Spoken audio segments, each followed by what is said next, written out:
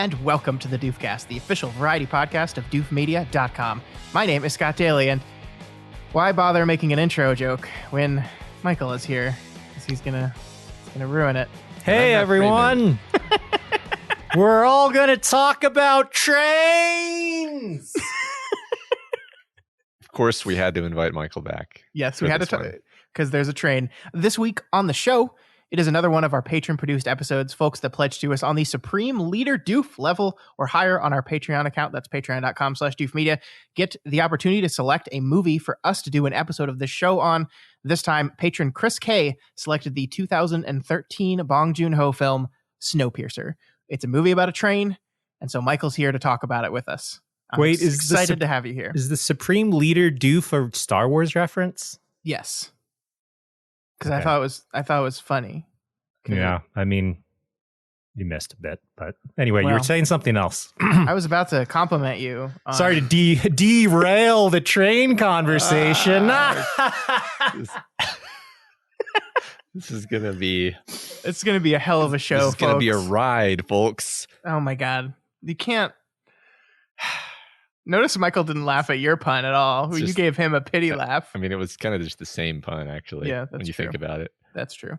We're going to be talking all about Snowpiercer. It'll be a full spoilers discussion about this movie. And then we're going to wrap up the show by talking about the trailer for the movie Godzilla vs. Kong, which came out last weekend. I have a lot of things I want to talk about this trailer, so I thought it would be fun for the three of us to just chat about this for a little bit at the very end of the show and then wrap everything up. So without further ado, let's talk about Snowpiercer. Okay. Passengers, eternal order flows from the sacred engine. We must occupy our preordained position. I belong to the front. You belong to the tail. Know your place. Keep your place. Those bastards in the front think they own us. We'll be different when we get there. What do you say? We take the engine. And we control the world. When is the time? Soon. Matt, what is Snowpiercer about? In a future where a failed climate change experiment has killed all life except for the lucky few who boarded the Snowpiercer, a train that travels around the globe, a new class system emerges.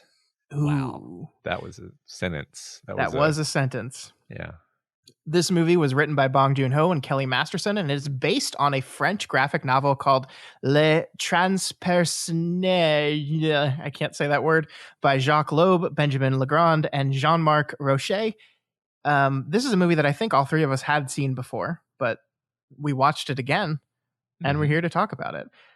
Michael, I want to start with you, of course, because we have you on this show specifically. It feels like just your favorite movies keep popping up on our lists, and so we keep having you back to talk about them. I have excellent taste.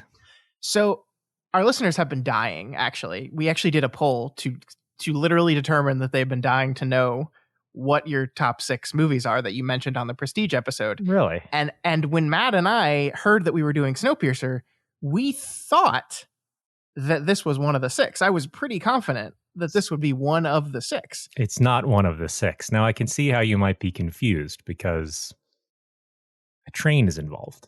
Yes, and notoriously, you love trains. I love trains. I love movies that take place in a single room. And depending on your definition of room, you could say this qualifies, but I would actually say it's a linear sequence of rooms. And That's so fair. it does not qualify. So, Michael, tell me, okay, first of all, I want to know why you love this movie so much. And then I want to get back around to why it's not good enough for the top 6. Would it be number 7 if there was a top 7? Yeah, I don't think it would be number 7. I was Oh, thinking, I was like, well, is it in the top? Should there be 7 movies before I rewatched it?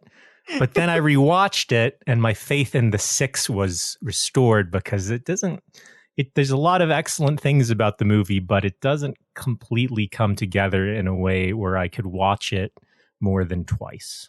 Okay. Yeah. So why do you love this movie so much, but not Yeah. so much? What do you love about this movie? I like that there's a simple goal to this movie.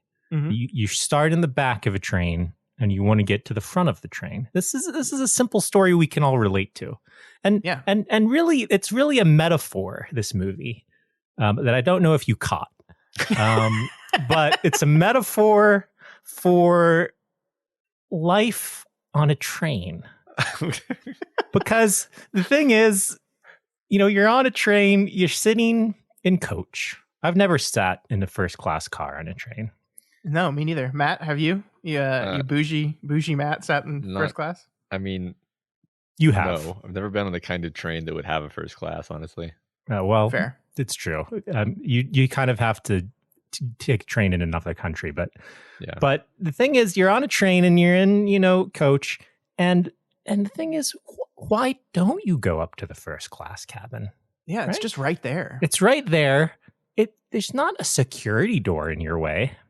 And if there was, you could push an oil barrel to block it.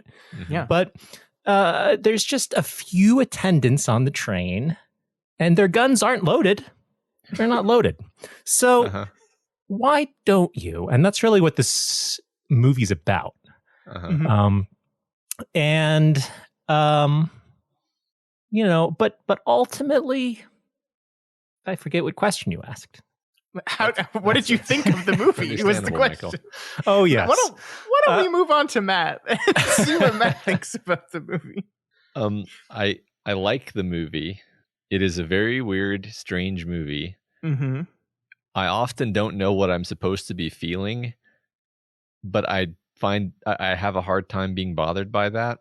And it clearly is slinging so many metaphors at your face per second that you're missing like half of them. Or I'll just speak for myself. Like I feel like there's so many parts of this movie where I'm like, all right, I get it. This is about class, obviously, but I don't know what this particular.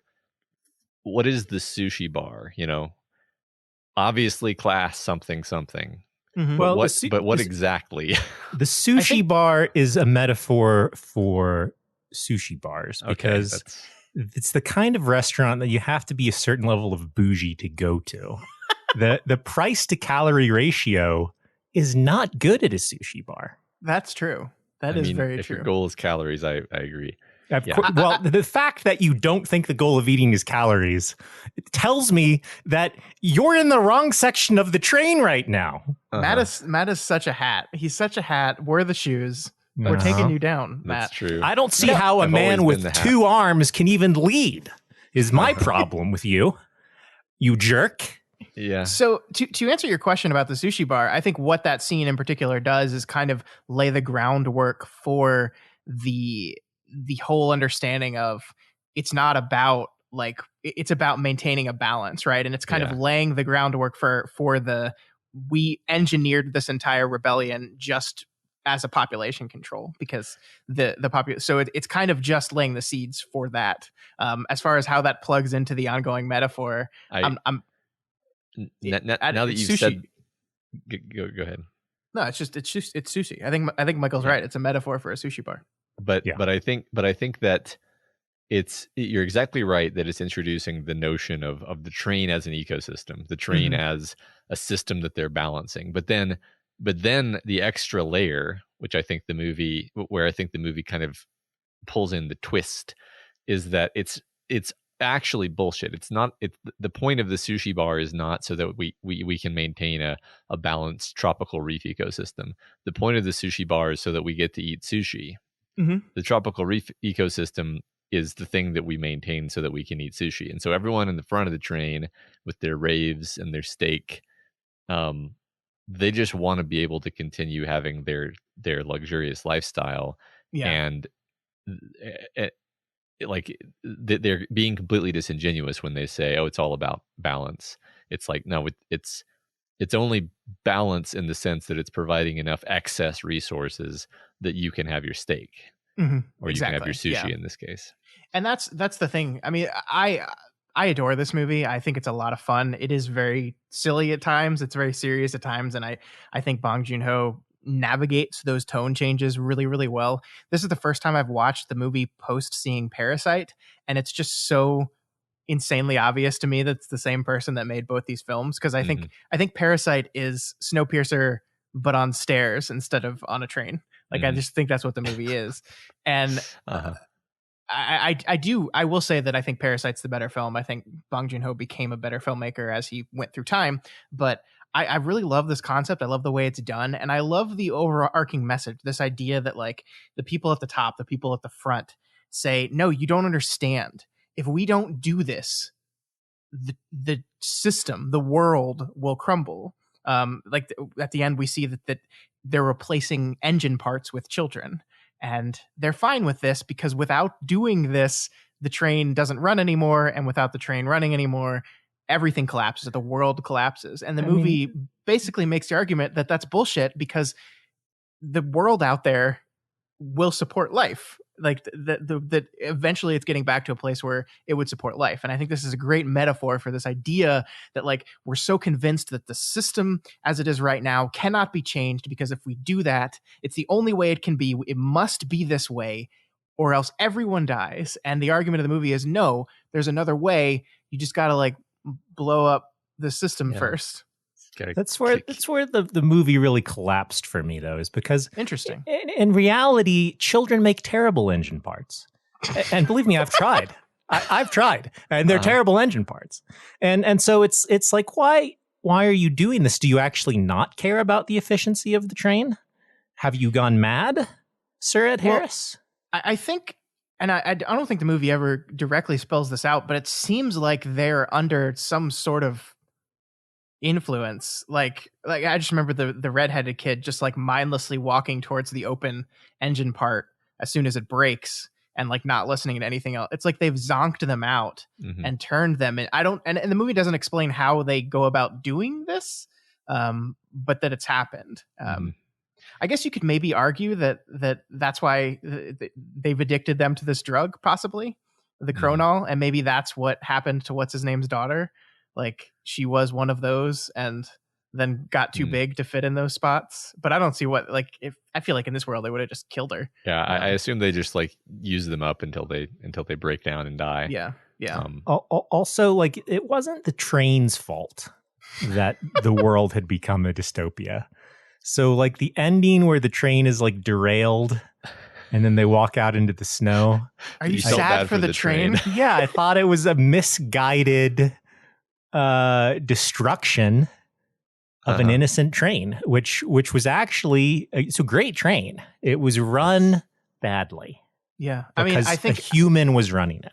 I think if there's one thing we learned from this movie, it's that the train did nothing wrong. It didn't do anything wrong. It was a largely well-designed train. I mean, that aquarium car, that was pretty cool. Yeah, I mean just I love that. Like, I think it's one of the things that the movie does really well is that as you're being disgusted by the inequality of the system, you're also kind of, or the nerd in me is like really impressed by how this train works. Right. Like the concept of, the front of it is an icebreaker and it sucks water in through that. And that's how they get water into the system. They introduce new water into the system. That's a cool idea. I just love a lot of the ideas behind the train. Yeah. And I think the movie kind of wants to be playing with you on that. It wants you to be impressed. It wants you to be wowed, but you also remember what it was like to be in the back of the train. I think the movie is trying to do a very particular thing that it succeeds at. And I think that is make you feel the sense of outrage at the unfairness and inequality in this train system, and then make it really obvious to you that this outrage you're feeling would be appropriately addressed at the world. Yes. And one thing that it's doing is, as the tail section of the train is what, like one or two cars, maybe we don't really know exactly, but it's a pretty small amount of space. Actually, it doesn't have all that many people in it. It has, a few dozen people, right? I think I don't know how many. I thought there were a couple hundred. It was my guess. I mean, they were counting them at one point. I don't know if we ever got to see the full count, but like it didn't seem. It seemed to me like less than 100. That was my guess. But like the point is, they walk through the rest of the train, and it's just like train car after train car after train car after train car of more people and more resources, and all those other people are just living in complete decadence and luxury. And as you're going, you're just like, well, obviously there's enough resources for everyone. Obviously Yeah. you could share the resources like way more equally, and everyone would still have enough food, and everyone would still have enough stuff. Maybe your little sauna rooms would be overbooked, I guess. Yeah, But they it would be would. fine. Who But wants to wait in line for a sauna, Matt? That's what I'm saying. exactly, they might run out of sushi. So like that's the point. Is it really makes it seem absurd every time someone is like, it's important, we're doing the best we can for you, god damn it, and it's important that everyone remain in their place. And it's like, but by the end of the movie you're just disgusted, and you're like, obviously you're lying. And again, the movie is then looks directly at the camera and says, this is about society. Yes. And you're supposed to feel that way about society. That's Mhm. the point. Yeah, definitely. And I mean, it's I really like it though. I love the way the story frames it around this one character. I think Chris Evans playing Curtis does a pretty good job here. This is kind of not his. It both is and isn't his normal character. I mean, Chris Harris does not normally play a baby eater, let's say. And I love the way in which the story kind of slow rolls Curtis's background. Like we kind of see he's driven. He's like abnormally driven to do this thing, and we don't fully understand why until almost the very end of the movie. And we get that great understanding of, like, we see a little bit, like the movie kind of doles out. We see people without arms and legs, and the movie has kind of established that when you're punished, they chop your arm off. So like I think we kind of fill in the black that maybe John Hurt's character was just like really rebellious, and therefore they cut off his limbs. No. Because actually, the best story in the movie was when Curtis was telling whatever the Korean man's name was, the background story of that. Because remember, the old man willingly cut off his own limbs to feed the other passengers. Yeah, I mean, but like when you first meet him, you just see a man without a leg and without an arm, and all that the story has set up at that point through one of the characters is that when you do something bad, right, they stick your appendage out into the cold and then they chop it off. So you're like, okay, so maybe this guy's in charge because he's like the constant rebel. And then that's compared to Chris Evans as Curtis. And then, it's not till the very end of the show that you realize, no, these are people who chopped off their appendages to feed to people, because people led by Chris Evans were murdering babies and eating them. And it's really powerful because like the movie has kind of made you fall in love with this guy, and you realize that he just hates himself, and he's totally driven by his hatred of himself and his disappointment with himself. I think one of the most powerful moments in the movie to me is when he's seeing Tilda Swinton's character get away, and he's seeing his friend about to be killed, Edgar, and he chooses to go after her. He chooses to let his friend die to keep moving forward. Like he can't stop moving forward. And I think one thing Bong Joon Ho does really well in this story is make this very clear, like, geographic sense in the movie that every time a character is moving from from left to right, they are moving forward on the train. And every time they are moving, I said that wrong. Every time they're moving left to right, they're moving forward. Every time they're moving right to left, they're moving backwards, further into the back of the train versus the front of the train. And I think it keeps doing this very consistently throughout the movie. So you see him kind of turn from each side to try to make his choice, and he chooses forward because he has to go forward, because he has to prove to himself that he is capable of leading. It's just really good stuff. It really is. Yeah, I mean, I like that moment. I like that story. I thought it was a cool, touching story about, like, he's going to eat a baby, and the man cuts off his arm so he has something to eat. It's like, that's a cool, it's a cool story. Yeah. But like, besides that, one of the reasons that I this isn't one of my favorite movies is I think the characters are actually pretty weak overall. Like, and some of the good things they set up are kind of undermined. Like the old man who you think is this great person who like cut off his own limbs so that a baby didn't have to get eaten, turns out was like a co-conspirator in this like population reduction war that was planned on purpose, which is like, what, that I don't buy that. I mean, I buy it coming from like a maniacal, Wilford engine guy, But it's like, wait, what? I don't buy it coming from the other guy. I was left confused there, which is a bad place to be left, because I was like, okay, am I supposed to believe that Wilford? So I don't think Wilford was making it up.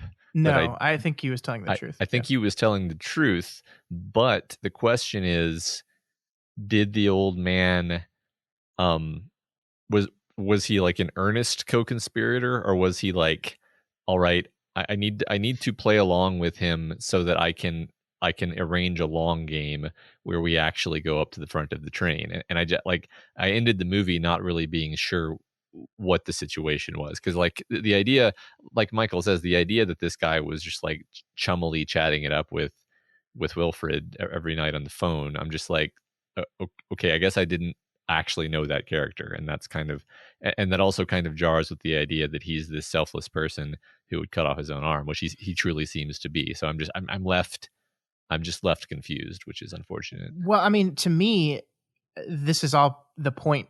I mean, like Parasite, I think one of the things this movie is saying is that the system itself is corrupting. And so the system itself can take a person like Gilliam, a person who at the beginning of this whole thing was so caring and giving and willing to give of himself for the good of his people, and it can corrupt him to the point where he is either talked into or sees the light or understands or believes that the best thing for the continued existence of his people and of the ecosystem that they've created is to participate in this thing. I really think that was the point to me, and that is kind of what after Curtis gets through his shock and dismay that his hero was corrupted in that way, realized that the thing to do with this system is to burn it down, because it is corrupting at the head and at the tail. And that's what that said to me. And I think, without spoiling Parasite too much, I do think that's something that movie is saying about these class-based systems as well. That is, I think, something that it's clear to me that Bong Joon Ho very much believes, because Parasite is a movie about how the rich are parasites and the poor are parasites, right? Yeah. And just like it is the self-perpetuating system. And I think Gilliam was that character to me. Mm-hmm. Yeah, it just didn't land ultimately for me. I mean, and I think the problem with it, the reason it doesn't land is because I think there is that slight ambiguity on whether or not Wilford is being honest or not. And I think the movie tries to say he is by showing the fact that Gilliam's room that he lived in has the phone that is the direct line to Wilford. Yeah. Like, right. And also, doesn't Wilford use like a phrase that Gilliam used? Yes. And you're like, okay, that, yeah, I meant to believe that. It's not that I don't believe it. It's that I'm like, well, that is confusing to me on a character level. And I get your point. Right. I do get your point that it's what it's saying. I mean, and you can even think it through rationally and be like, okay, well, Gilliam is a person who saw the tail section go from complete chaos and murder to, okay, things are settled down. We're treated like garbage, but at least we're fed. Like this is better than it was, and if like this is a status quo that maybe he's willing to accept. And not risk losing that for something worse. I think you can kind of see that perhaps the argument that Wilford tries to make on Curtis about, like, don't you see that you've seen what people become when they're left in chaos, that we need order, we need control. I do think that perhaps that is a similar argument that Wilford made to Gilliam, and perhaps over time he began to agree with it. I mean, you are right that we're kind of left uncertain about that, and I wonder if the movie was so interested in making that twist as surprising as possible that they were afraid to leave too many character seeds to it. That's what I felt like. It tried too hard to make the twist that it sacrificed the other things. And I think that there's a lot of things in the movie that didn't quite come together like that, mostly like at the end. And the movie was very quick to like throw away things that had built up and not finish them in a satisfying way or go anywhere with them. Like a lot of the characters in the little party that ends up going forward when the small party breaks off, the fellowship, if you will, of the train. If you will. And And they're pretty much like all killed in like one scene where like the bad guy comes from behind somehow. Yeah. And and it was like a fairly effective scene. And like, you know, there were the characters. There's like the strong guy, you know, who'd been like fed protein bars to be the strong guy in the Ultimate Rebellion. And he wasn't characterized very much. And like, he didn't need to be, because it's just like, okay, it's cool. That's what he is. He's just kind of like a supporting character that if you explain too much, he won't be as interesting. But he dies there, and the mom of the kid Spencer's dies character, there. Yeah, she's not characterized very well at all. She's not characterized, and the father isn't. I mean, he has the scene at the beginning where his arm gets frozen off, which is a pretty good scene and pretty well acted and everything. But like, they didn't really go anywhere with any of that, and it felt like they like toward the end, like everything the movie was building up to, they just kind of abandoned it. And even with the final scene where they're like, oh, we're going to take over the train. It's going to be great. It's going to be a great train. And then the train is derailed and Curtis is dead. And the kid is one of the kids is dead. And there's just the one lady and the one kid alive. And they go out into the snow, which is cold enough to freeze a guy's arm off in 7 seconds. Or 7 minutes, and there's no plants or animals or anything. So no, there's a polar bear. They'll be fine. Okay, there's a polar bear. There's a polar bear. So they were quickly mauled to death fed by a polar bear. Exactly. You guys are thinking too literal. It's a symbol that life has returned to the earth. No, they ruined it. Like, they ruined humanity's. Like, humanity is done now. It's not, though. It's gonna be fine. They're not the only ones that survived that train wreck. I'm sure there's several other people that are there. I mean, honestly, I like this movie a lot, but my impression was exactly the same. Where I was like, oh, good, a fucking polar bear, the most vicious predator in the world. See, you guys get too literal. It's a metaphor for the existence of life in the world, and that's all you need to, that life has survived. They said at the beginning of the movie that this thing was released and it wiped out all life on Earth. All life is dead. Obviously that's not true. There's life out there. There's hope out there. The snow is melting, and Namgoon Min-soo said that all it needed was one push. And he made the avalanche, and that's the push. So now all the snow is going to melt, and it's going to be tropical again, and it's going to be fine. See, I get the thing is, I know that that's what you're supposed to walk away feeling, but I didn't, and that's that's the problem for me. Like there's a lot about the movie. I mean, one drug addicted woman who did nothing but lay in a train car her whole life and is untrained for survival in the frozen Arctic, and a small child who is a moron. So tell me, Scott, how do they survive? They have coats, Michael. They did get the coats from the train, Michael. He's right. I don't know, man. Like I don't want to nitpick on this, because I think that it's an incredibly ambitious movie, and I always give movies a lot of points when they do interesting things. And like, it's got so many plot movements, you know, and I mean, you could even flip that and call it a criticism and say it has too many plot movements, but I wouldn't criticize it that way. I would just say, like, that's what makes it fun, is like every 10 minutes, I don't even know if I can do it in my head with you know, just from my memory, but it's like, okay, we learn about the situation, we learn about the tail part of the car, we do the escape, you know, the escape turns badly when all of the fucking terrifying axe guys show up. Yeah, but then they stop fighting because it's New Year's, and then they're sitting next to each other smiling about New Year's, and then they fight each other again. Yeah. I don't know. I liked that. Like, I like that kind of thing. I love it. Yeah. I like the weird stuff where it's like, this doesn't make any sense actually, and I don't care, because it's weird in an almost Terry Gilliam-esque way where it's like, this isn't real, you know? Y'all, Tilda Swinton is so good in this movie. Yeah. She's amazing. Yeah. I loved her. It would have ruined it to explain things more. It explained things the right amount, where, like, style was more important than realness, but also, like, the realness was conveyed really well by just like the setting and everything. Like, I don't know. I could totally buy the back of the train cars and lots of the little things along the way. And it's like, I actually felt like I had a pretty good sense for the world and what the rules were in the world, even though there was weirdness and style things going on until the end.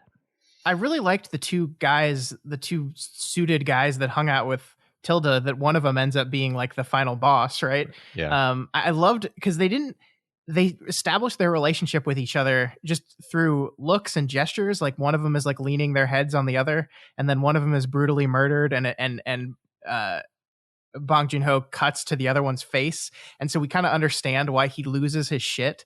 Like all he cares about is not the safety of the train, is just killing the people that killed his brother, or I don't know if he's his brother or his lover. I don't know. I'm looking it up on IMDb, and it says Franco the Elder and Franco the Younger, so I think it was his brother. Okay. But the movie doesn't say that ever.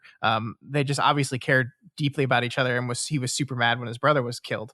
And the whole part where they're shooting through the train cars on the curve was so good. And then the detail of like the armed or the soldiers as he's shooting through the windows are following them up and like putting tack over the holes in the window he's creating, because they're like just trained and instilled and brainwashed into thinking that the system is secure and we need to maintain the system at all costs. It's so perfect. Yeah, I love how the soldiers react to him like he's a psycho, because he is. I mean, it makes him scarier.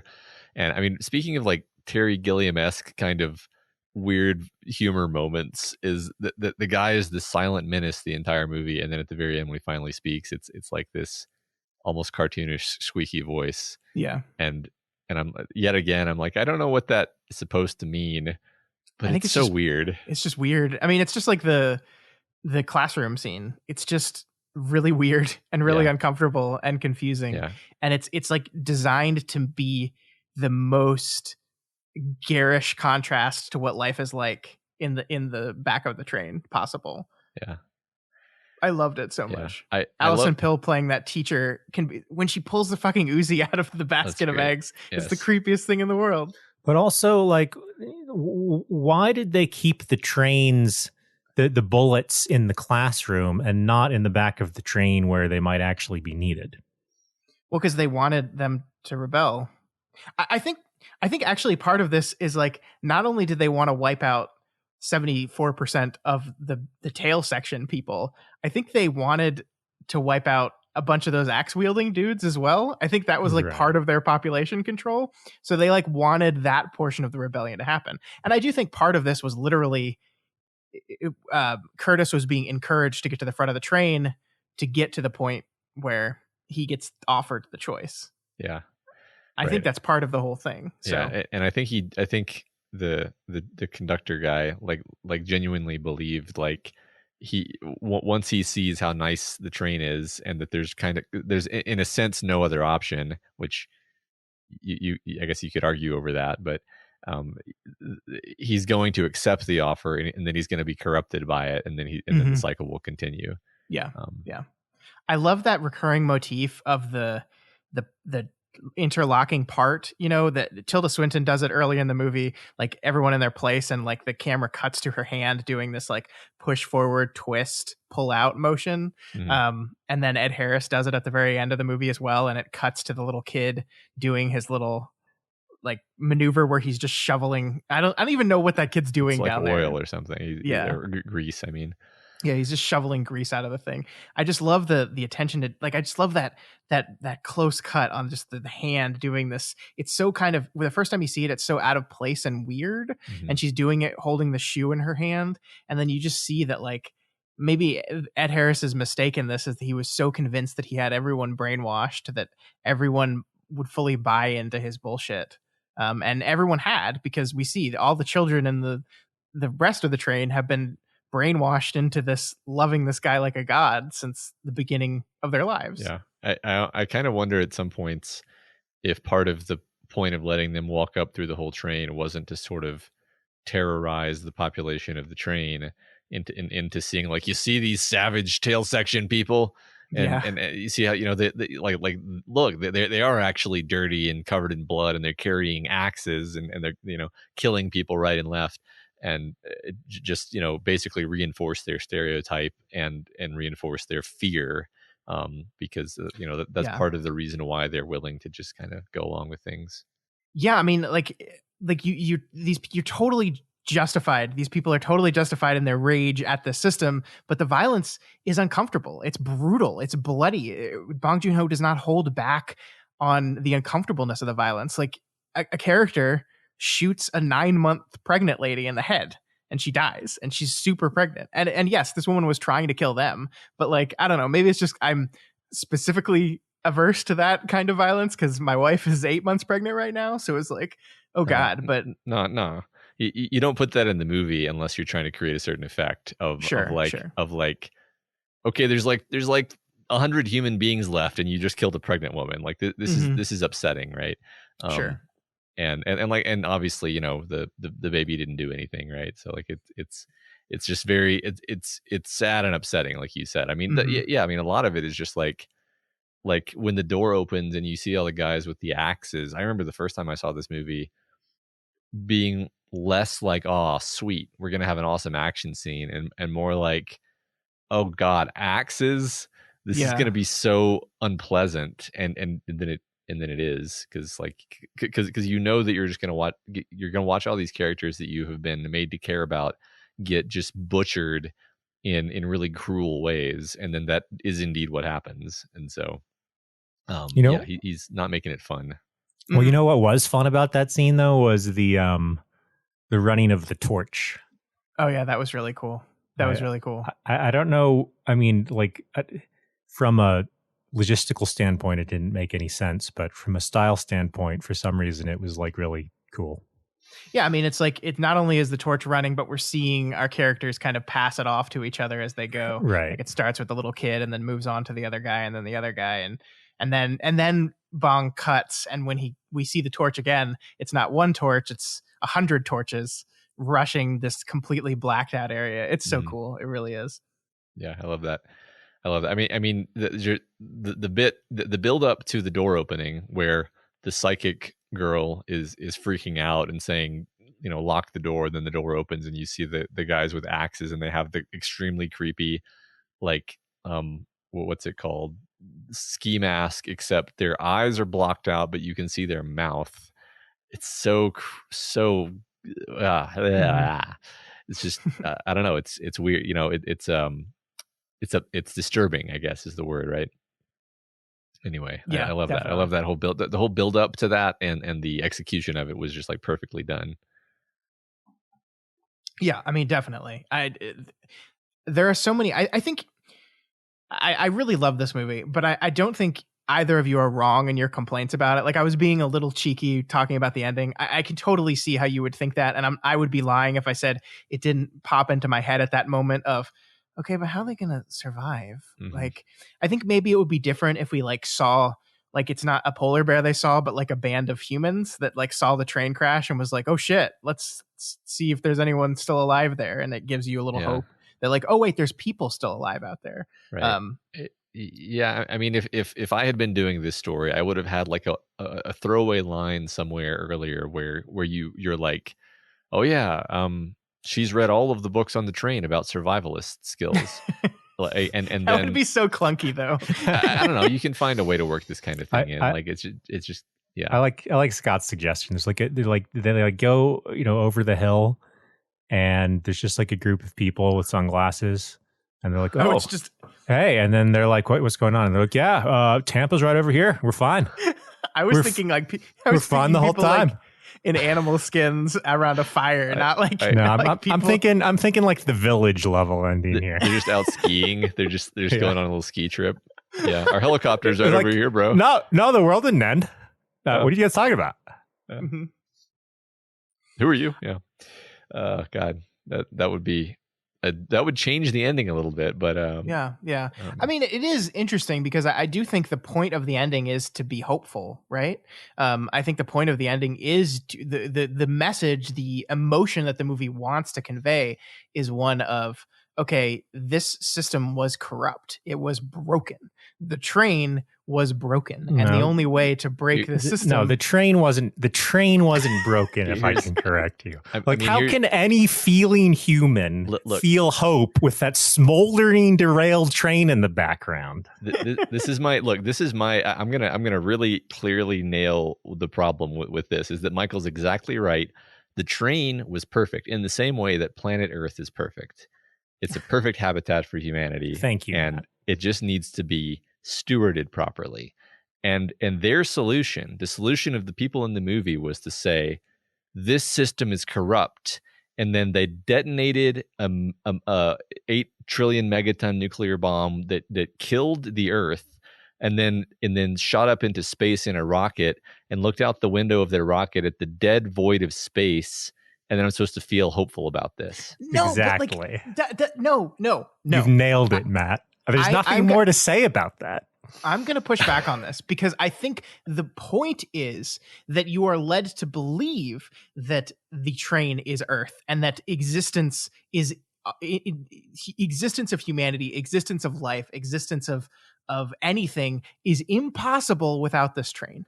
That is what you are led to believe, and that is, of course, what the people at the top of power that are reaping the benefits of this thing want you to believe. But the ending of the movie does not say you look over the barren wasteland that is the Earth. It's you look over an Earth that has life on it. And I agree that maybe what they could have done instead of just give us like one bear, like made it a little bit more unquestionably clear that this is not the end, that life is going to continue, that things will go on, and hopefully a better system can rise from the ashes of this thing. Maybe they could build some sort of better train. But yeah, he's got a point, Michael. They could have built an even better train. No, there's no better train. That was a good train. You don't start all the way over with reinventing the wheel. Yeah, I mean, I get the metaphor of like you need to break out of linear thinking, man. Your thinking is on tracks. You need to go at a right angle to those tracks, and then there's a polar bear right over there. Like that's what you're supposed to think. It's just like we were missing like 3 little tiny pieces of connective tissue that would have made that work. Like I mean, in any combination of the ideas that we've said today would have worked, I think. Okay, but what if the polar bear had like a little baby polar bear next to it, and you're like, oh, life. Then I would have been even more assured of the 2 humans' destruction. But what if that polar bear was drinking a Coca-Cola? And like if you just think about it, message. It's like just because a polar bear is here doesn't mean humans can survive. Like that just means that there are some seals somewhere. Matt, how many planets do you know that has polar bears that does not have humans? Shit. Yeah, there you go. Okay, well, check. And that's some logic right there. It is indeed logic. I'm trying to think of more stuff that I liked though, because I didn't think we were gonna rag on the movie, and I don't think we have been. I don't think we have been. I think you guys didn't think the ending was as effective as it could be, and I'm saying I think the ending is effective, but I understand why you feel the way you do. Yeah. I want to talk more about. I don't know. I guess we already did kind of talk about the weirdness, but there are so many weird moments that are just. You're just like this. I guess it's one of the things that comes up when you're watching a foreign film, where you're just like, this is definitely not of my culture, and it's fascinating because your brain goes into double time to try to figure out like what is this exactly? What are you thinking? What are you thinking of specifically when you say that? Well, okay, so here's a minor example. Would be everything with Tilda Swinton, for example. and specifically the scene where they come into the back of the train for the first time. Tilda Swinton and her crew come into the back of the train. The guy throws the shoe. She has this like way of speaking and attitude that's just it's just like off relative to like how you would expect this to be executed in a normal, like if this were just an American Hollywood movie. She wouldn't be playing that character that way at all. Like nothing like that. And then like she gives this speech while the guy's arm is stuck outside the train, and the camera kind of just like cuts in such a way, or it doesn't cut, it moves in such a way that you just kind of forget about the guy with his arm stuck out of the window, which is kind of weird. And so like you're aware in the back of your mind in an uncomfortable way that the guy is having his arm frozen off, and so that's the source of stress for you, but the camera refuses to remember to like acknowledge that that's happening until later, and then they bring him out again and they smash off his arm with a hammer.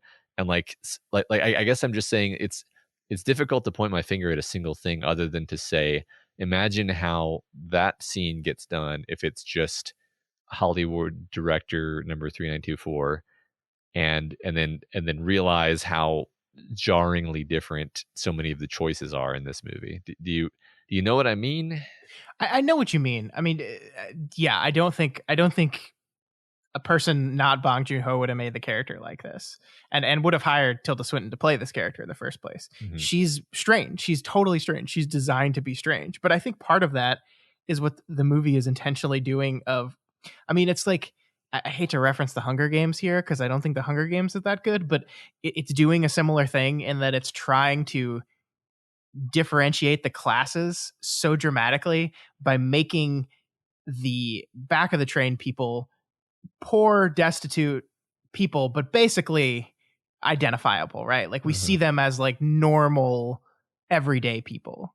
And then everyone in power is kind of weird, is kind of off, is kind of uncomfortable. And I love when we see that she has fake teeth in, because we kind of see it's all like a facade, and it's all like, I don't like, why does she not have teeth? Like, is she just as like bad off as everyone else? I don't know. It's just, she's just kind of different and kind of weird, and everything's a little bit off. Like, I love that. I love her speech, and I love that she finishes her speech and it's like, oh, we've got 40 more seconds. I guess you can talk to Mr. Wilford. And then that doesn't work. And so she's just like standing there awkwardly. Yeah. I love that. I love it. Yeah, right. She ends up being kind of a pitiable character, because I think you do see that she is just as much of like a victim of terror as they are. It's just obviously she is also terrorizing them in turn. So it's not like I'm saying she's absolved. No. It's more that like she's, when they give her the chance, they're like, okay, I'll go with you to the front. But you have to promise to kill him when we get there. Because she doesn't enjoy this either. And it's not like she's like, oh, I see the inequity of it. And it's like she personally feels, is the victim of the system as well. Just less so. She's higher up the chain, but she's not the top. And like, I don't think they would periodically send their finest and brightest people to the back to deal with the riffraff, right? I think this is probably a shit job she gets because she's like middle management or something. Yeah. So she's definitely better off than the people in the back of the train, but she's still suffering under her own position in the train. Of course, it's much easier. I think if we want to get like really technical and carry the metaphor into the real world, it's kind of like the ways in which the ruling class, the aristocracies, uses the middle class folks to and points their ire towards the lower classes, to avoid getting the ire turned their direction. Yes. I think that's kind of what they're doing with her character. Yes, absolutely. I mean, that's one of the mechanisms of control is you turn those two factions against each other, when even the middle class is not actually the ones who are controlling the situation. They're trapped in the status quo as well.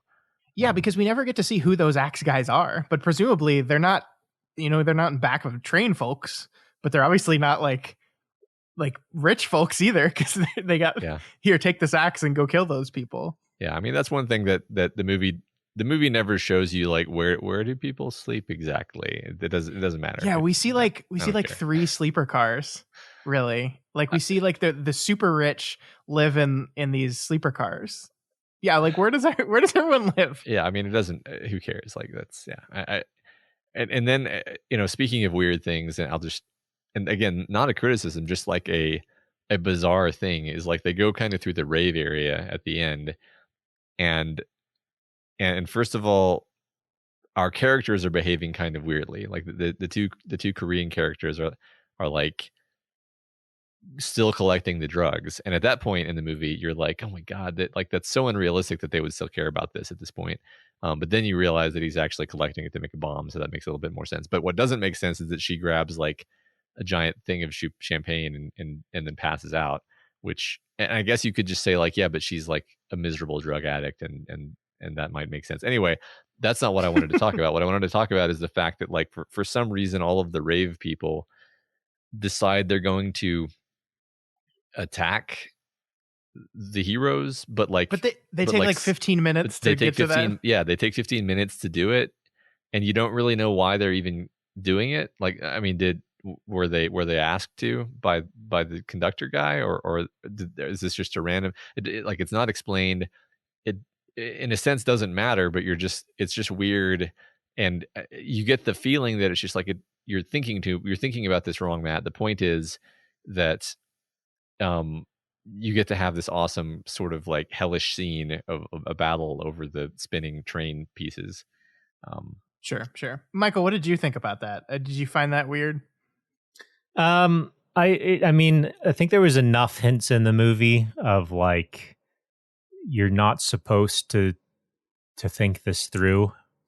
Like it's making scenes more for style reasons than for like, there's a good explanation for this. Sure. Yeah. And like he just needed to fight a mob there. Yeah. Yeah. I mean, because the movie needed to be able to look through from the engine and see a mob of people and think back to who Curtis was before. Yeah. I think maybe there was a little bit more of a point too, where it's like the facade of humanity is stripped away throughout the film, and like you go through and they're just kind of like unfeeling humans, but then it escalates after the Wilford conversation to like they're actually just like rabid animals. Like, you know, like that. Yeah.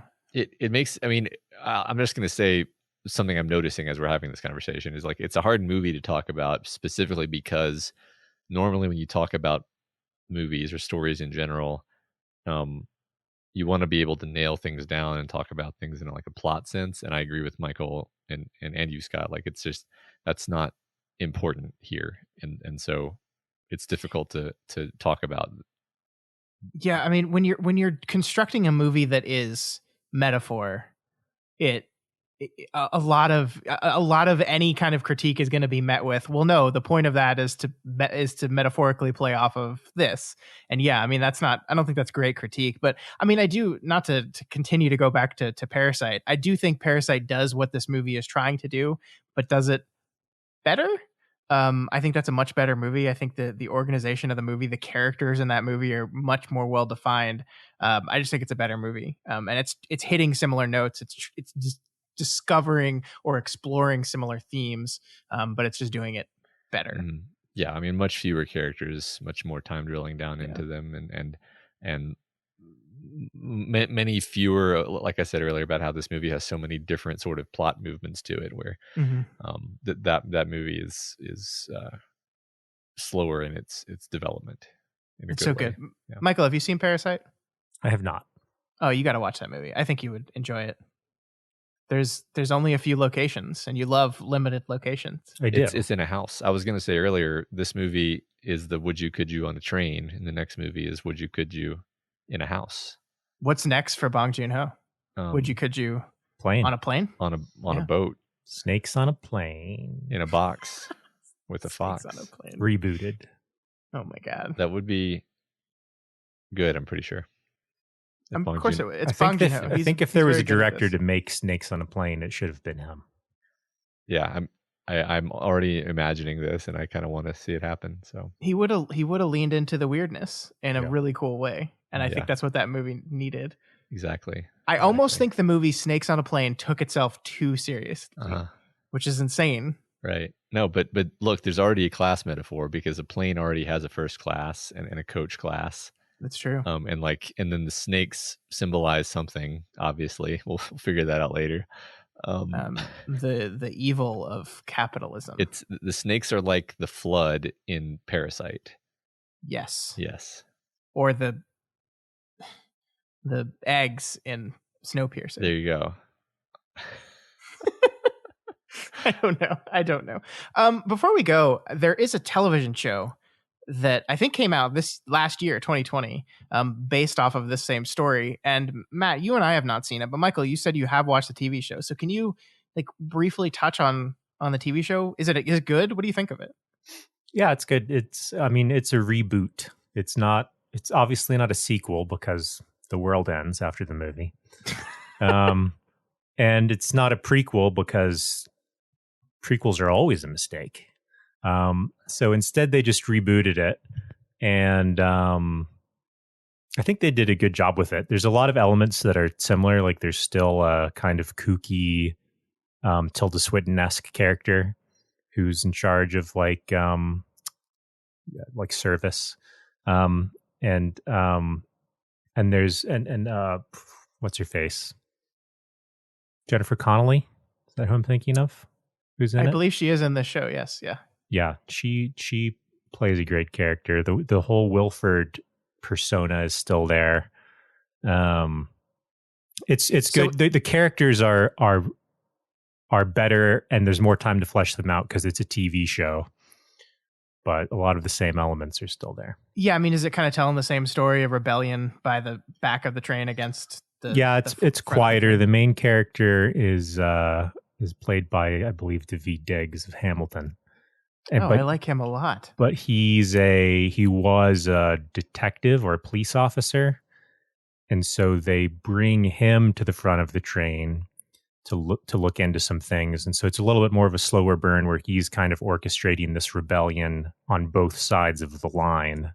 Interesting. Until all the stuff finally goes down at the end of the season. So is there going to be more than one season of this, or was it? Yeah, there is. It's already playing, apparently. I haven't watched any of it yet, but I kind of felt they kind of did that thing where they set it up in the last episode of the first season.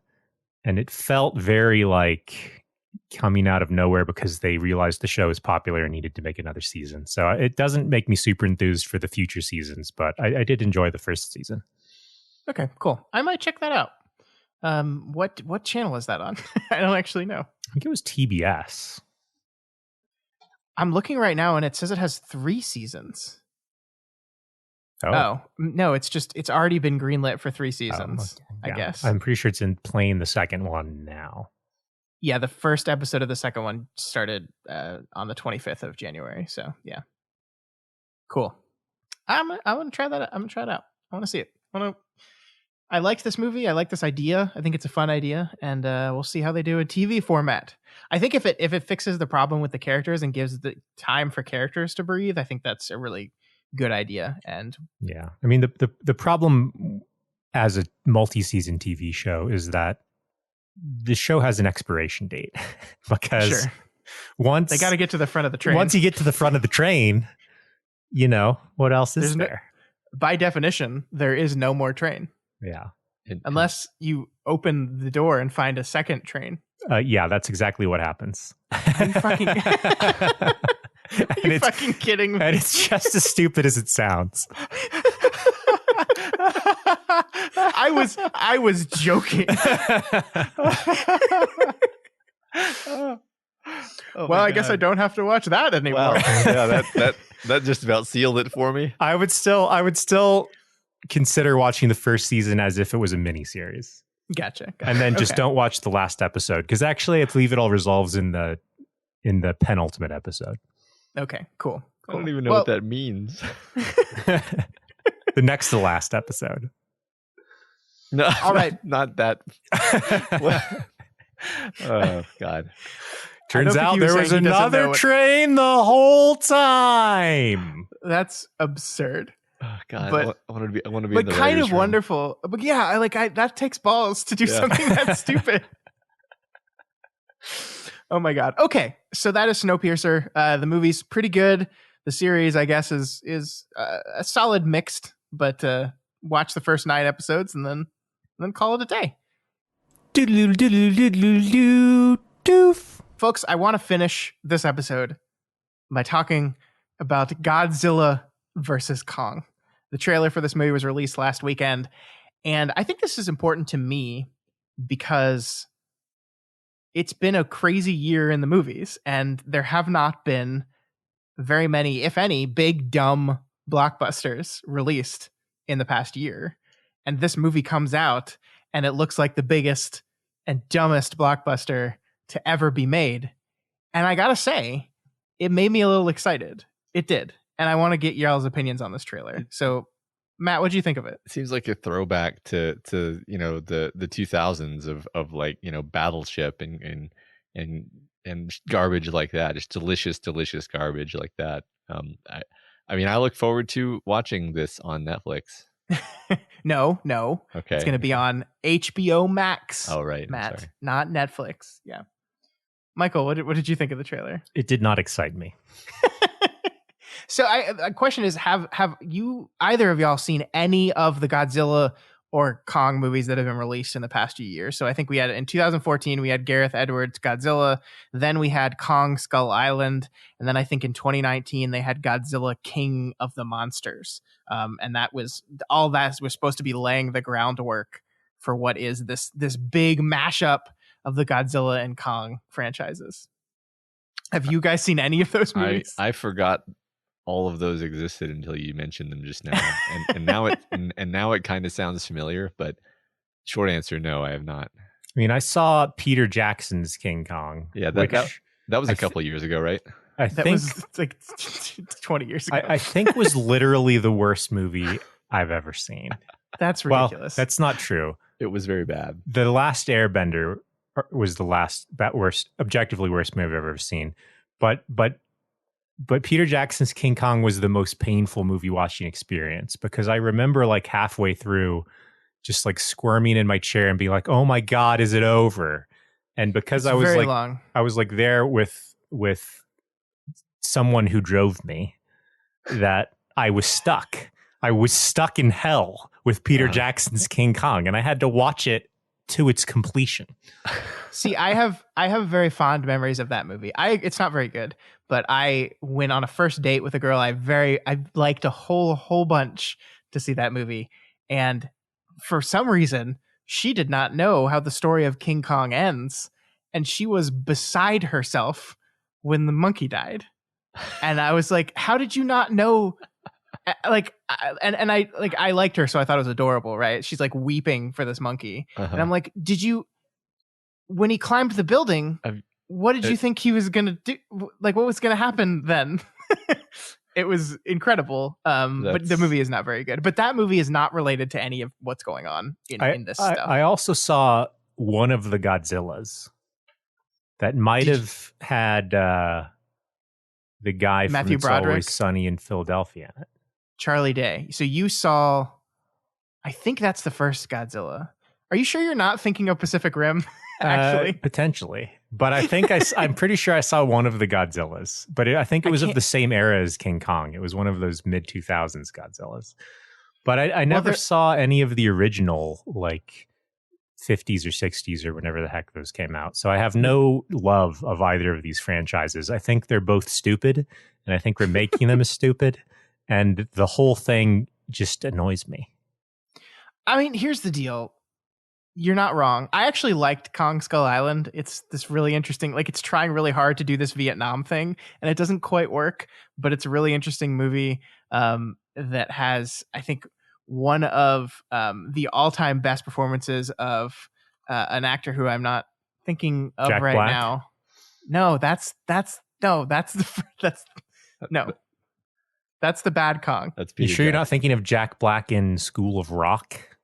No, I'm thinking of John C. Reilly in Kong Skull Island, the 2017 movie. Oh, was that a comedy? What? Why would John C. Reilly be in it if it wasn't a comedy? It has funny parts in it. He's playing a comedic character. Okay. It's an okay movie. I think this movie looks so dumb. It looks so dumb. There's a point in it where King Kong is holding an axe. I don't know where he got the axe, but he has an axe and he's swinging it at King Kong, at Godzilla, and it's insane. It's so dumb. Well, But I mean, look, if you're going to get a giant monkey to fight a giant lizard, why wouldn't you give him a giant axe? that's true. An axe that can like block his fiery breath. Yeah. See, I get despondent about this kind of thing because you here's the thing, you could actually make a good movie about this. Like you could not make a good movie about this. I disagree. I You're think wrong. At the age that I'm at the advanced age that I'm at now, my belief is you can give someone a random set of plot elements and say, figure it out.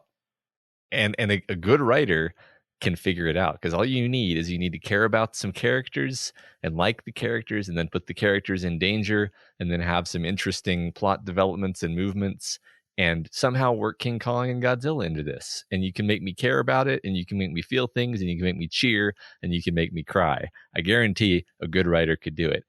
This is not going to be that movie. You can already tell from the trailer, and that's annoying to me, because it's not like there's a shortage of writers in the world.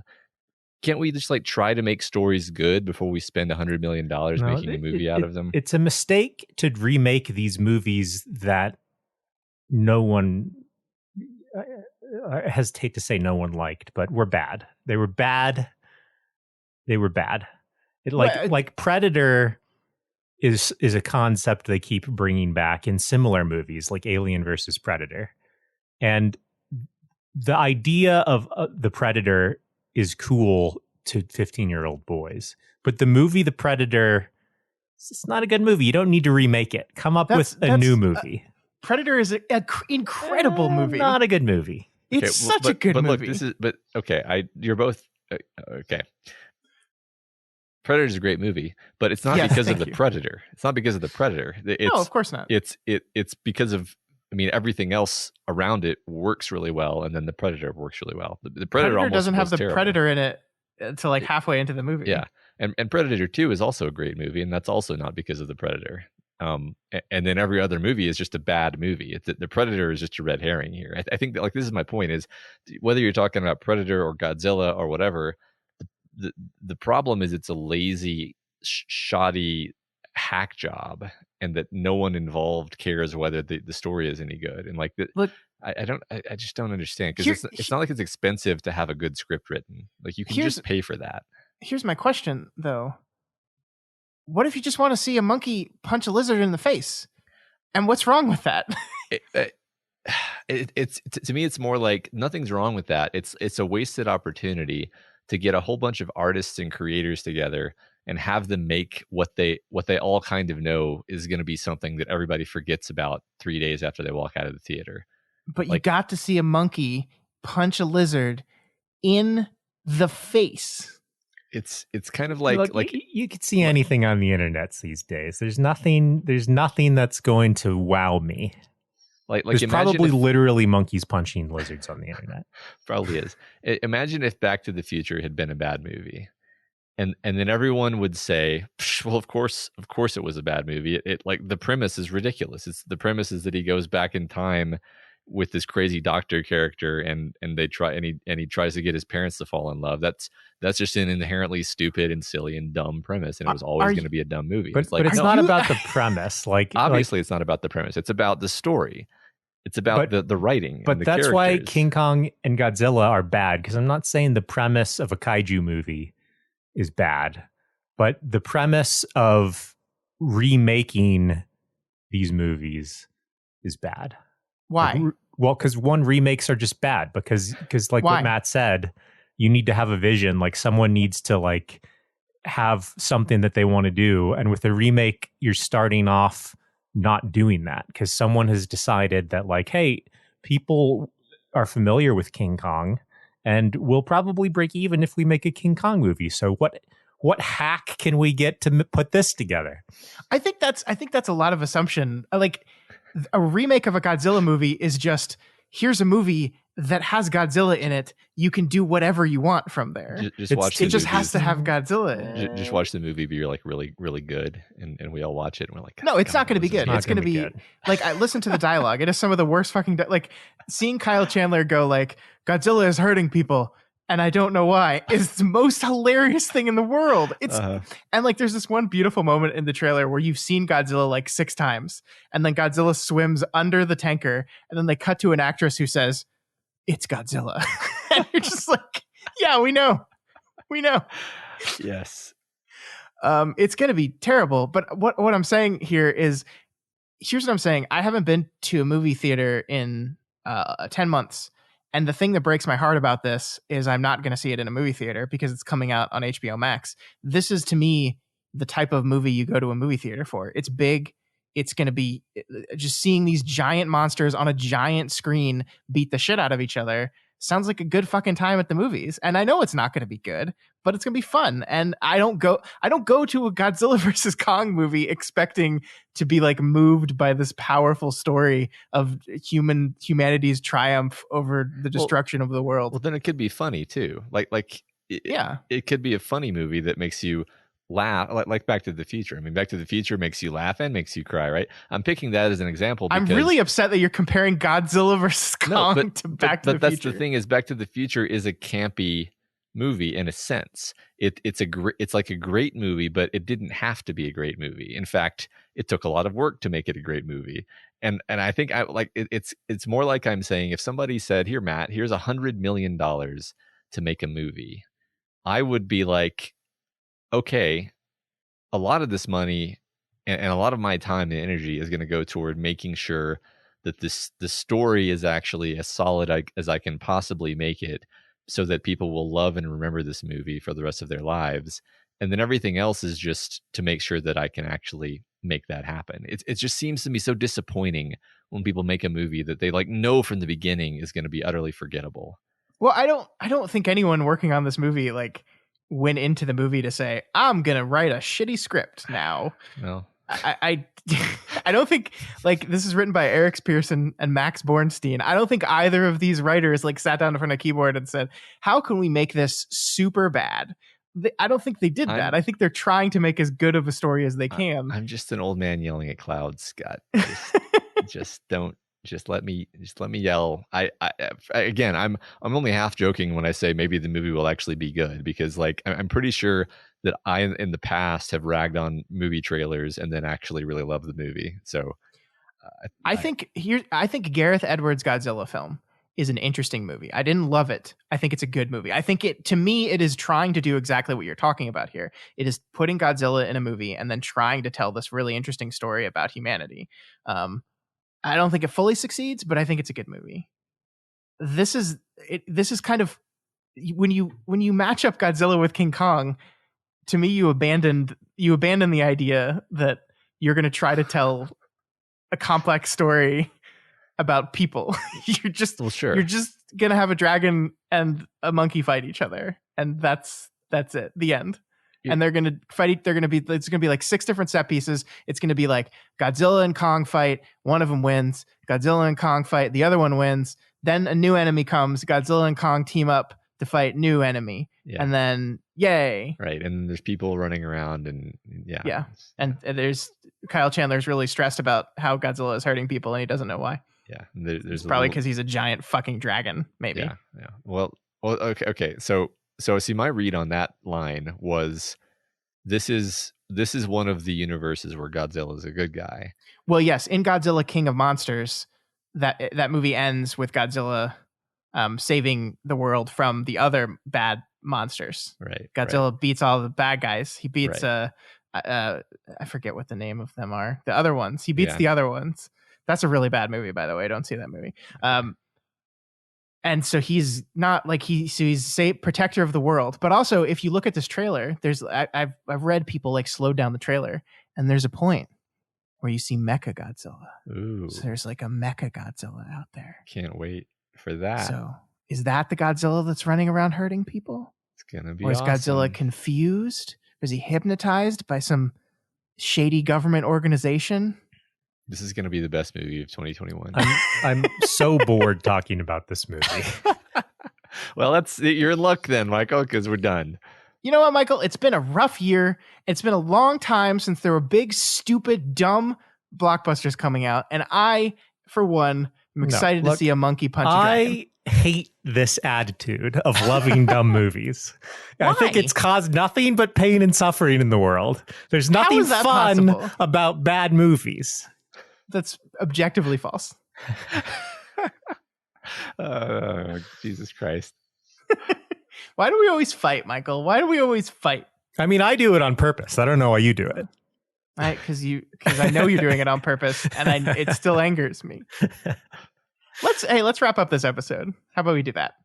That's all we had for you folks this week. If you have any opinions on Godzilla versus Kong or on I don't see how you could possibly have any opinions, but if you do, or on Snowpiercer, the movie or the television show, please reach out to us via email at doofmedia@gmail.com or reach out to us on Twitter @doofmedia. Of course, you can always find our subreddit. That's reddit.com/r/doofmedia, where you'll find a post for this episode and a bunch of other stuff we do.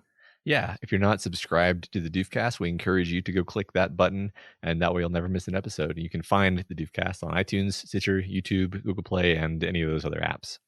Yeah, and you should also subscribe to our YouTube channel because we do live streams and stuff there from time to time, including a live stream that will happen this Saturday, which will be what is Saturday? It is the 6th of February, in which Ruben and Elliot will be doing their monthly game club. They will be playing or talking about a game that they played over the course of the month called Celeste. So that'll be on our YouTube channel at 9:30 Central Time on Saturday, February 6th. So check that out. Yeah, I always enjoy those. Those are really fun.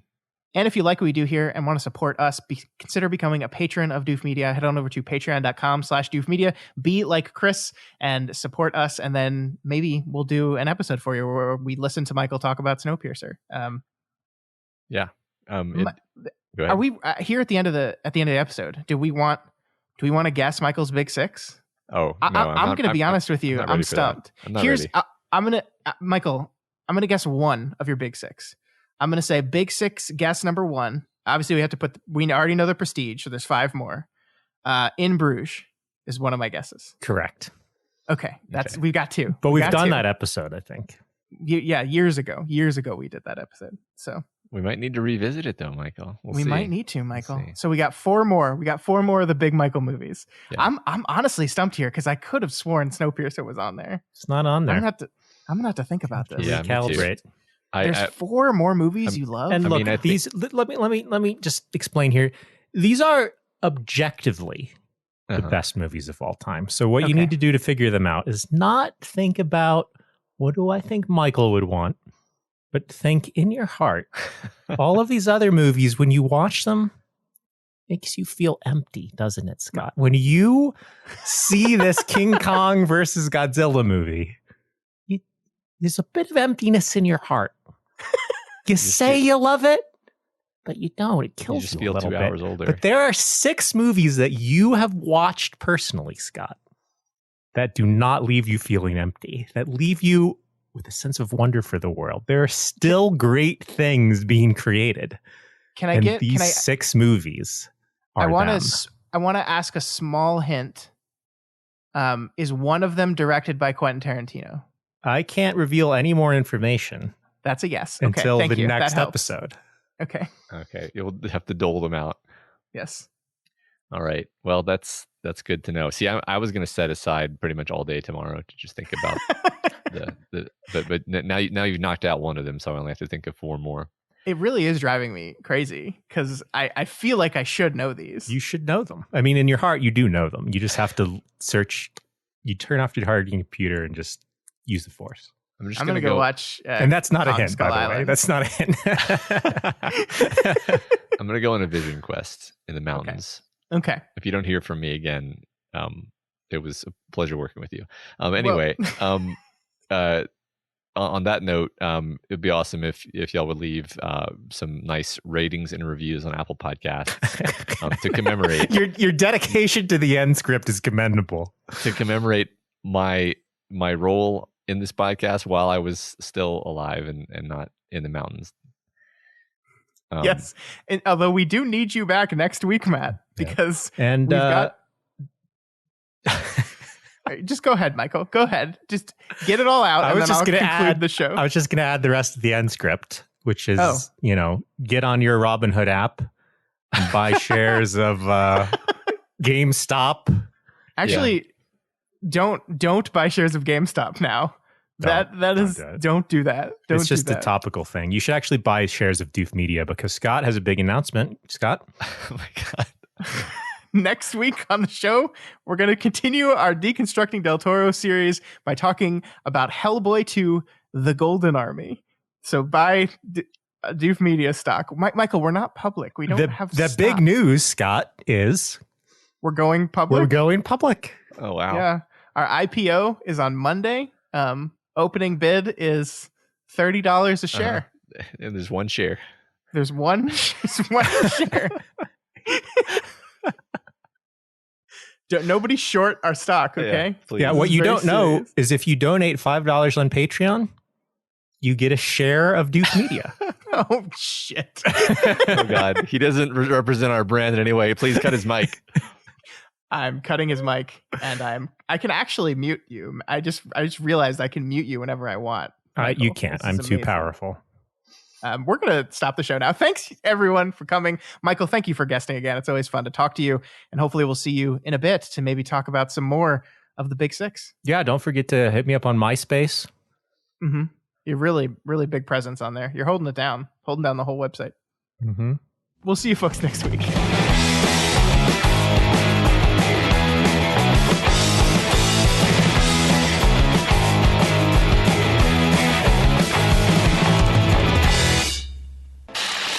My name is Doof, and you'll do what I say. My name is Doof, and you'll do what I say.